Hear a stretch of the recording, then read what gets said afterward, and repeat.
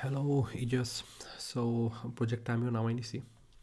আহ, এখানে চেঞ্জ করছি জাস্ট কয়েকটা জিনিস। এই এই কয়েকটা ভেরিয়েবল চেঞ্জ করা হয়েছে মাই স্কিল ইউজ করার জন্য। তোমারও সম্ভবত এগুলো শাকিল করে দিছিল। সো এখন যদি আমি এটাকে আমার লারাভেল হার্ট থেকে ওপেন করি, সাইটস, কোনো সাইট নাই দেখতেছি।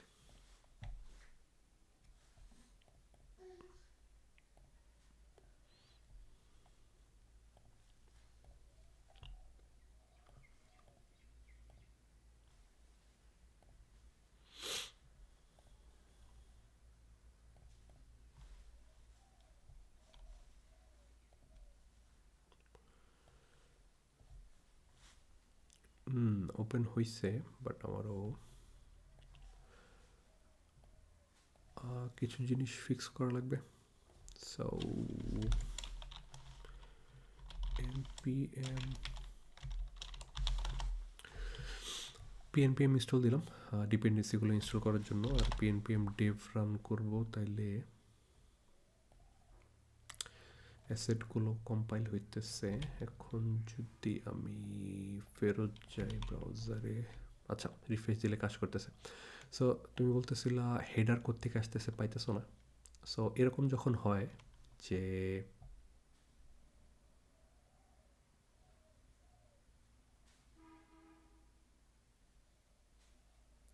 আচ্ছা এখানে কিছু ইরর আছে, এটা নিয়ে আমি টেনশন না করি আপাতত। ফর এক্সাম্পল আমি যদি হেডার সেকশনটা বাইর করতে চাই, আমি এখন পাইতেছি না কোডে এটা কোত্থেকে আসতেছে। একটা ওয়ে হচ্ছে আমি এখানের মার্কআপ, যে কোনো একটা জায়গায় মার্কআপ কপি করতে পারি। হ্যাঁ, কপি করে ফর এক্সাম্পল এখানে যে ক্লাস নেমের লাইনটা আছে না, এটা যদি ডাবল ক্লিক করে কন্ট্রোল এ দিয়ে পুরো জিনিসটাকে আমি কপি করি।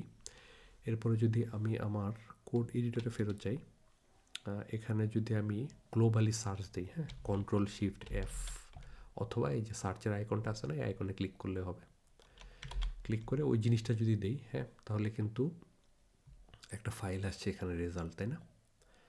এই ফাইলটা আসছে রেজাল্টে। এই ফাইলটা এখন আমি কনফার্ম করার জন্য যে এই ফাইলটাই অ্যাকচুয়ালি এই জিনিসটা নাকি, আমি যেটা করতে পারি এখানে সিম্পল একটা কিছু অ্যাড করতে পারি, যে কোনো কিছু, ঠিক আছে? সো আমি যদি এখানে টেস্ট কথাটা অ্যাড করি, সেভ দেই,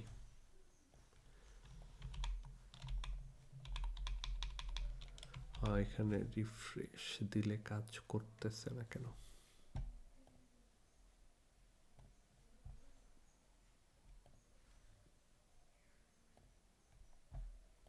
আচ্ছা টেস্ট কথা কিন্তু আসছে, তাই না? হ্যাঁ। সো তার মানে আমি এখন কারেক্ট ফাইলে আছি। সো আমি যদি আমার কোড এডিটরে ফেরত যাই, টেস্টটা যদি এখান থেকে কেটে দিই এবং এখানে যদি রিফ্রেশ দেই, আচ্ছা প্রতিবার চেঞ্জ করলেই এই জিনিসটা ব্রেক করতেছে। হুম। সো হার্ড ব্যবহার যদি না করতে চাও, হ্যাঁ আরেকটা ওয়ে হচ্ছে, যেটা করতে পারো তুমি,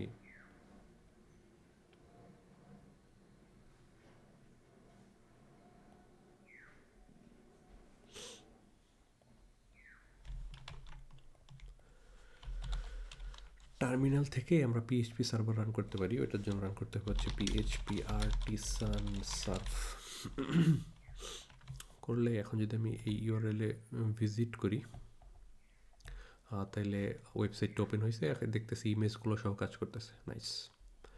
সো পিএইচপি আর্টিসান সার্ভ দিলে এটা ওই নোট প্রজেক্টের মতো সেপারেট একটা ইউআরএলে রান হচ্ছে আর কি। আচ্ছা যেটা বলতেছিলাম, দেখাইলামও। সো ফর এক্সাম্পল আমি যদি হেডার সেকশনটা বের করতে চাই, হেডার থেকে যে কোনো একটা এলিমেন্ট আমি সিলেক্ট করতে পারি, করে ওইটার এইচটিএমএল মার্কারটা আমি কপি করব।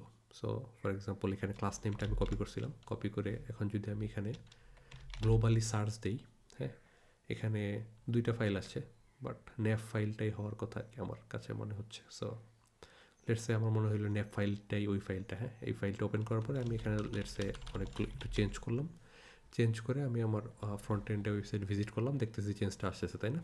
তার মানে আমি আমার ফাইল পেয়ে গেছি। সো এই ফাইলটাকে আমাকে এডিট করতে হবে। আচ্ছা, আরেকটা কথা হচ্ছে, ফর এক্সাম্পল ধরো তুমি এই ফাইলটাকে চেঞ্জ করতে চাও না, এটার অরিজিনাল কপিটা রাখতে চাও, নতুন একটা ফাইল বানাতে চাও, তাই না? এখানে একটা হেডার আছে, পুরান হেডার ধরো তুমি এডিট করতে চাইতেছো না, নতুন একটা হেডার বানাবো, ওইটাকে ইনক্লুড করবো। তাইলে এখন আমাকে যেটা করতে হবে, এই ফাইলটা যেটা আমি পাইলাম, হ্যাঁ, দেখতে হবে ওইটা কই আছে, ন্যাভ প্লেট, হ্যাঁ, এই ফাইলটার আমি নামটা কপি করব। কপি করে একটা গ্লোবালি সার্চ দিব যে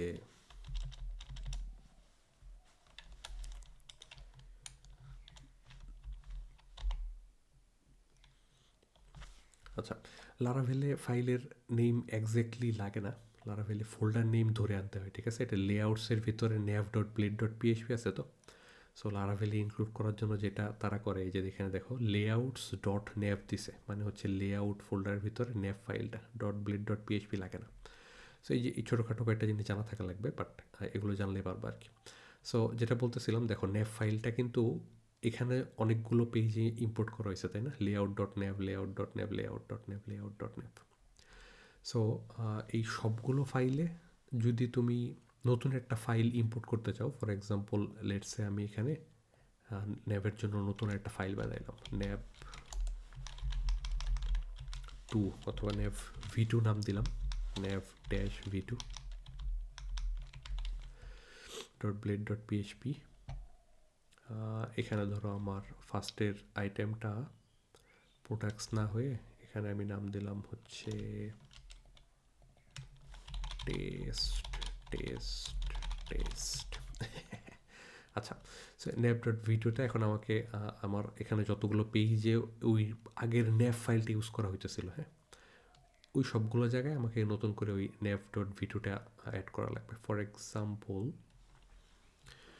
about page, blog page, contact page, cookie page, home page, right? আমরা হোম পেজটা দেখতে পারি সবার ফার্স্টে। এখানে ন্যাভ ডট বাই ডিফল্ট ছিল হচ্ছে ন্যাভ, লেয়ার্স ডট ন্যাভ। আমি এখানে ভিডিওটা যদি অ্যাড করতে চাই তাহলে এখানে আমাকে ড্যাশ V2 দিতে হবে। এখন যদি আমি সেভ দিই এবং ফ্রন্ট এন্ডে যদি যাই তাহলে কিন্তু ভিডিও ফাইলটা লোড হতেছে, তাই না? হ্যাঁ, টেস্ট করার জন্য আমি V2 ফাইলটাতে আরেকটু চেঞ্জ করি। ধরো আমি এখান থেকে বাকি লিঙ্কগুলোকে কেটে দিলাম, জাস্ট একটা লিঙ্ক রাখলাম। আমার ওয়েবসাইটে যদি যাই আমি অলরেডি জাস্ট একটা লিঙ্ক আছে, তাই না? আচ্ছা, আর আমি যদি হোম পেজে আবার যদি এটাকে ফেরত নিয়ে আসি, লেটসে আমি গিটহাবে যাই,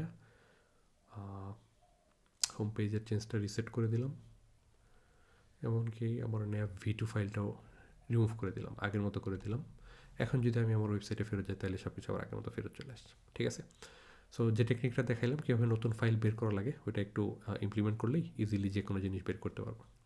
আর হার্ডে যদি প্রবলেম হয়, লারাভেল হার্ডে, তাহলে যেটা করতে পারো ওই যে টার্মিনালে যে কমান্ডটা দেখাইলাম আর কি তোমাকে, npm run dev কমান্ড রাখতেই হবে। এটা হচ্ছে তোমার ফ্রন্ট এন্ডের টেলউইন সিএসএস অটোমেটিকলি কম্পাইল হইতেছে এই কোডটা দিয়ে, এই কমান্ডটা দিয়ে আর কি, npm run dev দিয়া।